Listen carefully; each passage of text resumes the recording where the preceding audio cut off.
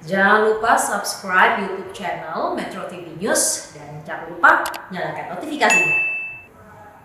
Pemirsa, satelit Republik Indonesia atau Satria yang digadang mampu memberikan akses telekomunikasi di daerah 3T terdepan, tertinggal, terluar, dan perbatasan sudah memasuki tahapan pembangunan. Itu artinya tidak lama lagi kita akan memperoleh manfaat akses telekomunikasi yang lebih luas lagi di wilayah tanah air. Berikut ini adalah timeline atau lini masa proyek Satria sejak awal perencanaannya di tahun 2017 hingga saat ini di tahun 2021 adalah tahapan konstruksi. Bisa dilihat proyek Satria sebenarnya telah disiapkan oleh Baktikominfo sejak tahun 2017 dimulai dengan tahapan penyiapan. Kemudian diikuti tahapan transaksi atau pengadaan yang berlangsung dari 2018 sampai 2019. Satria ini merupakan proyek strategis nasional yang bekerja sama dengan pemerintah dan badan usaha KPBU dengan pola pembayaran ketersediaan layanan selama 15 tahun. Skema tersebut memiliki keunggulan jaminan proyek melalui PT Penjamin Infrastruktur Indonesia.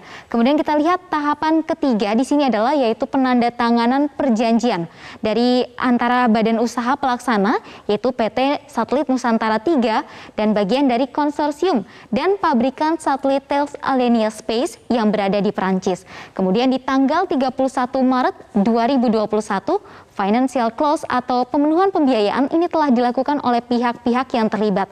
Sehingga saat ini Satria sudah masuk di tahapan konstruksi, yaitu pada pembangunannya adalah dari tahun 2020 hingga tahun 2023 sebelum nantinya akan diluncurkan pada tahun 2023, tepatnya adalah di kuartal ketiga. Kita lihat kemudian progresnya sudah mencapai berapa persen sih pembangunan dari Satria ini. Berikut kita tampilkan datanya. Di sini kita lihat progres dari konstruksi proyek KPBU Satria yang sudah dimulai sejak tahun 2020 ini ternyata sudah mencapai 26,3%.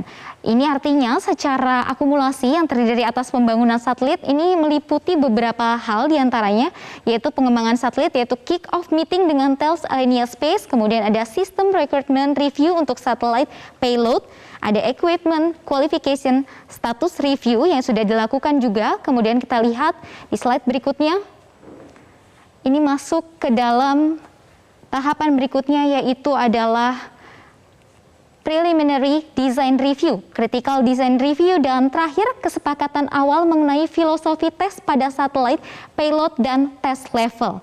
Dan kita lihat tahapan kedua atau yang masuk dalam gateway Satria pun ini sudah dimulai, yang ditandai dengan kick-off meeting dengan Thales Alenia Space, dan kemudian juga ada kick-off meeting dengan China Great Wall Industry Corporation, kemudian juga ada preliminary design review untuk 13M radio frekuensi front-end system.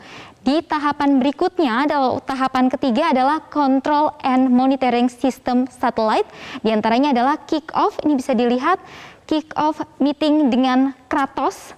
Di slide berikutnya kita akan lihat progres yang sudah berjalan sejak atau hingga bulan Juni 2021 adalah Control and Monitoring System. Kick-off meeting dengan Kratos sudah dilakukan, preliminary design review terhadap Control and Monitoring System juga sudah dilewati. Tahapan terakhir, kita bisa lihat tahapan keempat ialah peluncuran satelit yang nantinya akan ditandai dengan kick-off meeting dengan SpaceX, karena ini adalah pihak yang akan meluncurkan satelit Satria ke orbit.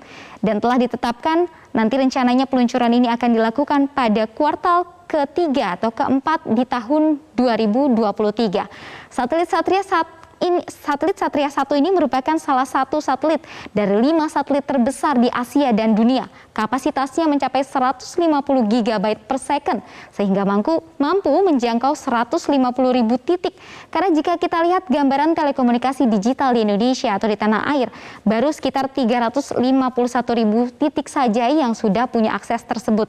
Sedangkan lebih dari 150.000 belum punya layanan yang sama. Kita lihat untuk data yang target pembangunan dari akses internet dengan kapasitas Satria ini, total titik layanannya nanti akan mampu menjangkau 500 1.112 titik, yang mana yang saat ini sudah terlayani dengan satelit Palapa yaitu sebesar 351.112 titik, sedangkan yang belum terlayani adalah 150.000 titik. 150.000 titik ini diantaranya adalah pendidikan, yang titiknya tersebar di 93.900, kemudian untuk pemerintah daerah ada 47.900, di layanan kesehatan ada 3.700 titik yang masih belum terlayani dengan akses telekomunikasi internet, kemudian ada administrasi Hankam, ini pertahanan dan keamanan sebesar 3.900 titik, dan titik lainnya ada sekitar 600 titik,